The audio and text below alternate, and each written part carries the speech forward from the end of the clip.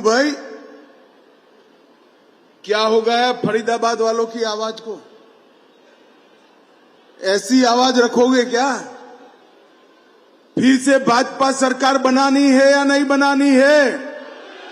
अरे जोर से बोलो, बनानी है या नहीं बनानी है? तो ऐसी आवाज नहीं चलती, यहां से कश्मीर तक आवाज जानी चाहिए। मेरे साथ दोनों हाथ उठाइए, उठाइए दोनों हाथ, विजय के संकल्प की मुट्ठी भींचिए और प्रचंड आवाज से बोलिए, भारत माता की, भारत माता की। मंच पर उपस्थित हमारे प्रदेश अध्यक्ष श्रीमान मोहनलाल जी, श्रीमान कृष्णपाल गुर्जर जी, श्री राजकुमार बोहरा जी, बहन सीमा त्रिखा जी, संदीप जोशी जी, चरण सिंह तिवेतिया जी, हमारे प्रभारी सुरेंद्र सिंह नागर जी, और आज जिनको जिताने की मैं यहां अपील करने आया हूं, ऐसे हमारे 6 के 6 प्रत्याशी NIT 86 से सतीश भागना जी। अरे आगे आओ सतीश जी, ऐसे कैसे करोगे यार? आगे आओ, ताली बजाओ सतीश जी के लिए। वल्लभगढ़ से मूलचंद शर्मा जी, फरीदाबाद से विपुल गोयल, गांव से राजेश नागर, पृथला से टेकचंद शर्मा और बड़खल से धनेश अदलखा जी। और आज विराट सभा में उपस्थित प्यारे भाइयों, बहनों, माताओं और मेरे जिगर के टुकड़े जैसे युवा मित्रों, आप सभी को राम राम, नमस्कार। सबसे पहले मैं राजा नाहर सिंह की पावन धरती को प्रणाम करता हूं। राजा जैत सिंह नागर जी की इस भूमि को प्रणाम करता हूं। ये दोनों ने हमारी सांस्कृतिक विरासत को आगे बढ़ाने के लिए बहुत बड़ा काम किया है। यहाँ का सूरजकुंड स्थित सूर्य मंदिर पूरे देश में प्रख्यात है और यहाँ से लेकर गुजरात तक और यहाँ से लेकर बंगाल तक ये भूमि को संत सूरदास की भूमि के नाम से जाना जाता है। आज मैं इस भूमि को प्रणाम करना चाहता हूं। भाइयों बहनों, आने वाली 5 तारीख को हरियाणा में चुनाव होने वाला है। आपका एक वोट हरियाणा का भविष्य तय करने वाला है और 2 खेमे बड़े स्पष्ट दिखाई पड़ते हैं। एक और देशभक्तों की टोली ऐसी भारतीय जनता पार्टी है और दूसरी ओर भ्रष्टाचारियों का एक टोला जो कांग्रेस पार्टी में एकत्रित हुआ है। ये दोनों के बीच में आपको तय करना है। भाजपा भरोसेमंद है, कांग्रेस करप्ट है। भाजपा का काम समाज कल्याण करना है, कांग्रेस का काम परिवार कल्याण करना है। हमारा संकल्प विकसित हरियाणा, विकसित भारत है। उनका संकल्प परिवार के पोषण करने का है। आप लोगों को तय करना है कि आने वाले चुनाव में क्या करना है।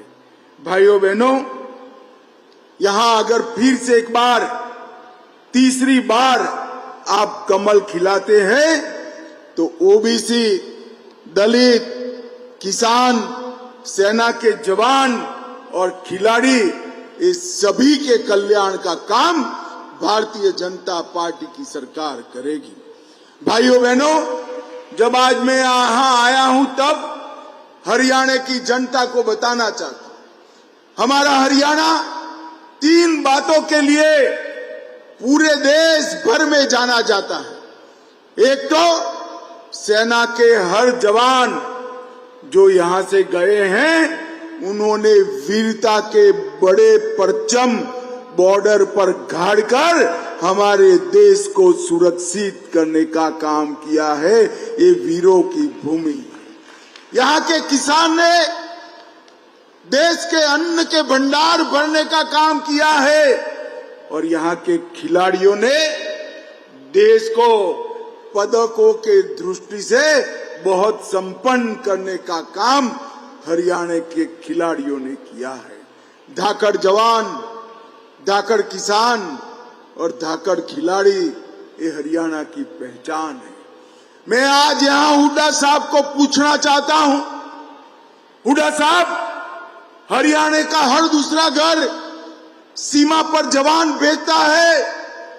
1 रैंक 1 पेंशन का वादा कांग्रेस पार्टी ने 40 साल पहले किया था, मगर पूरा नहीं किया। हरियाणा वालों, 2014 में आपने मोदी जी को प्रधानमंत्री बनाया। 15 में ही मोदी जी ने 1 रैंक 1 पेंशन को समाप्त कर सेना के जवानों का सम्मान किया। ये कांग्रेस वाले झूठे नैरेटिव गढ़ने में, झूठ फैलाने में बड़े पारंगत हैं। इन्होंने कहा अग्निवीर से जो जवान वापिस आएगा उसको नौकरी नहीं होगी, पेंशन नहीं मिलेगा। आज मैं हरियाणा के हर युवा को कहना चाहता हूं, अग्निवीर से जो जवान वापिस आएंगे, देश भर की पुलिस ने इनको 20% रिजर्वेशन दिया है। भारतीय जनता पार्टी की नरेंद्र मोदी सरकार ने भी 20% रिजर्वेशन दिया है और हरियाणा की नायब सिंह सैनी सरकार ने कहा है जो बचेंगे वो 100% हरियाणा सरकार उनको स्वीकार कर लेगी, इसमें किसी को शंका नहीं। हुड्डा साहब, आप झूठ फैलाना बंद करिए और झूठ का व्यापार लंबा नहीं चलता है। भाइयों बहनों, अभी मैं कुछ दिन पहले टीवी देख रहा था। हथीन से लेकर थानेसर और थानेसर से पलवल तक कांग्रेस की रैलियों में पाकिस्तान जिंदाबाद के नारे लगे। मुझे बताओ, आप सभी लोग बताओ, पाकिस्तान जिंदाबाद के नारे हरियाणा की भूमि पर लग सकते हैं क्या? अरे जोर से बोलो, लग सकते हैं क्या? ये कांग्रेस पार्टी तुष्टीकरण की राजनीति के लिए आज हरियाणा को भी तुष्टीकरण से लिप्त करना चाहती है। ये राहुल गांधी कश्मीर जाकर कहते हैं इनके साथी का एजेंडा है कि कश्मीर से धारा 370 समाप्त कर दी जाएगी। जो जेल की सलाखों के पीछे मोदी जी ने आतंकवादियों को डाला है, उनको जेल से रिहा कर दिया जाएगा। मुझे बताओ, आप सभी लोग जरा जोर से बताना, धारा 370 मोदी जी ने हटाई, अच्छा किया या बुरा किया? जोर से बोलो जरा, अच्छा किया या बुरा किया? एक कांग्रेस पार्टी इसको हटाना चाहती है। कांग्रेस वाले प्रचार करने आए तो जवाब मांगोगे क्या? आज मैं यहाँ की हरियाणा की वीर भूमि से कहना चाहता हूँ, राहुल बाबा, कितना भी जोर लगा दो, जब तक भारतीय जनता पार्टी है, धारा 370 को कोई वापिस नहीं ला सकता, कोई वापिस। अरे हम तो वो पार्टी है जो हमारा जम्मू कश्मीर छोड़िए, पाकिस्तान के कब्जे में जो भी कश्मीर है वो भी हमारा है, ऐसा मानने वाली हम पार्टी है। भाइयों बहनों, 10 साल पहले का हरियाणा आपको याद होगा। एक सरकार आती थी तो भ्रष्टाचार बढ़ जाता था, दूसरी सरकार आती थी तो गुंडागर्दी बढ़ जाती थी।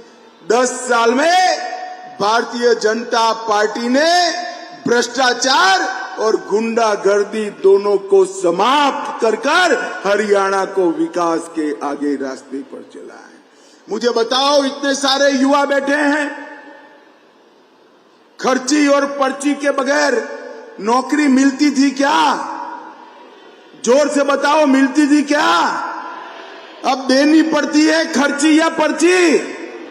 अब नौकरी डाकिया लेकर घर पे आकर आपको अपॉइंटमेंट का लेटर दे देता है। ये भारतीय जनता पार्टी का काम। भाइयों बहनों, अभी मैं दिल्ली से आ रहा था, एयरपोर्ट पर मेरा हेलीकॉप्टर लेट हो गया, मुझे लोहारू जाना था। इतने में एक पत्रकार का फोन आया कि अमित भाई क्या करोगे हरियाणा जाकर? मैंने बोला भाई चुनाव है, हम चुनाव का प्रचार करेंगे, हम मतदाताओं को मिलेंगे। कि आपका मुकाबला किससे है? तो मैंने कांग्रेस पार्टी से। कि नहीं भाई साहब, कांग्रेस से कोई मुकाबला नहीं है। तो मैं तो समझा नहीं उनकी बात। मैंने पूछा कैसे कहते हो भाई, वहां एक ही पार्टी है, कांग्रेस पार्टी के साथ हमारा मुकाबला है। तो उन्होंने कहा कांग्रेस पार्टी भाजपा के सामने नहीं लड़ रही है, शैलजा जी हुडा के सामने, हुडा सुरजेवाला के सामने ये अंदर अंदर लड़ने का काम कर रहे हैं, इनको भाजपा के साथ लड़ने की कोशिश की। भाइयों बहनों, जो अभी से, कुर्सी तो दूर है, चंडीगढ़ है, अभी से जो अंदर अंदर लड़ते हैं, तो एक अनार 100 बीमार वाली कहावत की जैसी कांग्रेस हरियाणा का विकास नहीं कर सकती। भाइयों बहनों, आज मैं स्पष्टता से कहकर जाता हूं, हमारा नेतृत्व स्पष्ट है। हम नायब सिंह सैनी के नेतृत्व में हम लड़ रहे हैं। और ये 10 साल के अंदर भारतीय जनता पार्टी ने 10 साल के अंदर भारतीय जनता पार्टी ने हरियाणा को देश में कई जगहों पे आगे लाने का काम किया है। प्रति व्यक्ति जीएसटी कलेक्शन सबसे पहला कौन है? मारा हरियाणा। मैं एक एक बार पूछूंगा, आप बोलेगा मारा हरियाणा। प्रति व्यक्ति जीएसटी कलेक्शन में 1 नंबर कौन है? छोटा होने के बावजूद देश की अर्थव्यवस्था में 4% किसका योगदान है? केंद्रीय खाद्यान्न भंडार में योगदान में दूसरा नंबर किसका है? दूध के उत्पादन में तीसरा नंबर किसका है? सबसे ज्यादा सामाजिक सुरक्षा पेंशन कौन दे रहा है? धुआं मुक्त गांव कहां बना है? सबसे लिखी पढ़ी पंचायतें कहां है? 400 फॉर्च्यून कंपनियों का हेडक्वार्टर कहां है? लॉजिस्टिक सुविधाएं देने में देश में नंबर 1 कौन है? और सबसे ज्यादा सुधार करने वाली व्यवस्था भी हरियाणा की रही है। भाइयों बहनों, प्रति व्यक्ति आय हो, प्रति व्यक्ति एक्सपोर्ट हो, वृद्ध सम्मान पेंशन हो, सीएम विवाह सगु योजना हो, हर चीज में हरियाणा नंबर 1 बना है। यहाँ पर 12 एक्सप्रेस वे बने और दशकों से अधूरा पड़ा कुंडली मानेसर पलवल एक्सप्रेस वे का काम भी आगे बढ़ा है। 750 बेड का एम्स बनाया, आईआईटी दिल्ली का एक्सटेंशन स्थापित किया, 2000 करोड़ से सबसे बड़ा कैंसर का अस्पताल बनाया और झज्जर जिले में सबसे बड़ा बस अड्डा बनाने का काम भी किया है। ये विपुल भाई यहां बैठे हैं ना, विपुल खड़े हो जाओ तो तुम जरा। ये विपुल गोयल और हमारे 5 प्रत्याशी आगे आओ भैया, सब आगे आओ। मैं आपको बताता हूं कि एक बार फरीदाबाद का विकास सुनिए। 262 करोड़ की लागत से नया रेलवे स्टेशन बनाया, इसमें मल्टी लेवल पार्किंग की सुविधाएं दी, फरीदाबाद में 7 नई ट्रेनें चलाई, कुंडली मानेसर पलवल एक्सप्रेसवे जेवर हवाई अड्डे से जोड़ दिया गया। प्रधानमंत्री स्ट्रीट वेंडर आत्मनिर्भर निधि में 30,000 रेहड़ी पट्टी वालों को लोन दिया गया। 56 गांव में नया मेडिकल कॉलेज बनाया। फरीदाबाद में ईएसआईसी का मेडिकल कॉलेज भी बनाया। और इसके साथ साथ विधवा सहाय, पेंशन, वृद्ध पेंशन, हर घर में गैस का सिलेंडर। और माताओं बहनों, मैं आपको बताता हूं, जो अब सिलेंडर दिया गया है वो 500 रुपये में देने का निर्णय हमारे नायब सिंह जी ने किया है। हमने ओबीसी की क्रीमी लेयर को भी कम किया। हमने कई जातियों को, जिसमें गुर्जर जाति भी है, ओबीसी में जोड़ने का काम किया। सामाजिक सुरक्षा पेंशन में वृद्धि की। और सबसे ज्यादा एमएसपी पर खरीदी करने वाला कोई एक राज्य है तो मेरा हरियाणा है, हरियाणा है। अटल किसान मजदूर कैंटीन के तहत 10 रुपये में भोजन की व्यवस्था की और मोदी जी ने 1,43,000 करोड़ रुपये का हरियाणा में विकास का काम किया है। हुड्डा साहब, 10 साल आप मुख्यमंत्री रहे, एक बार लिस्ट लेकर आ जाओ। फरीदाबाद के चौराहे पर विपुल गोयल चर्चा के लिए आ जाएगा। 2-2 हाथ कर लो, किसने ज्यादा विकास किया। भाइयों बहनों, मैं आज फरीदाबाद की विशाल जनसभा में आप सभी को विश्वास देने आया। मोदी जी के दिल के सबसे नजदीक अगर कोई एक राज्य है तो हमारा हरियाणा है, आप मानकर चलना। हरियाणा के विकास के लिए मोदी जी कोई कसर नहीं छोड़ेंगे। यहाँ भाई भतीजों के लिए काम करने वाली सरकार की जगह देश की सुरक्षा के लिए, देश की समृद्धि के लिए, आतंकवाद के सफाए के लिए और राम मंदिर बनाने की वाली सरकार को एक बार फिर से लाने का काम आप करें, ऐसा मेरा आप सबसे निवेदन है। भाइयों बहनों, 5 तारीख को चुनाव है, अभी काफी समय बाकी है। हर गली गली, गांव गांव, घर घर जाकर कमल के निशान का संदेश दीजिए और भारतीय जनता पार्टी को विजयी बनाइए। मुझे बताओ जरा जोर से, भाजपा को जिताओगे क्या? अरे जोर से बोलो भाई, जिताओगे? हमारे 6 के 6 प्रत्याशी को कमल के निशान पर बटन दबाकर जिताओगे? नायब सिंह को मुख्यमंत्री बनाओगे? मोदी जी के हाथ मजबूत करोगे? तो मेरे साथ दोनों हाथ उठाइए, उठाइए दोनों हाथ, विजय के संकल्प की मुट्ठी भींचे और प्रचंड आवाज से बोलिए, भारत माता की वंदे वंदे वंदे।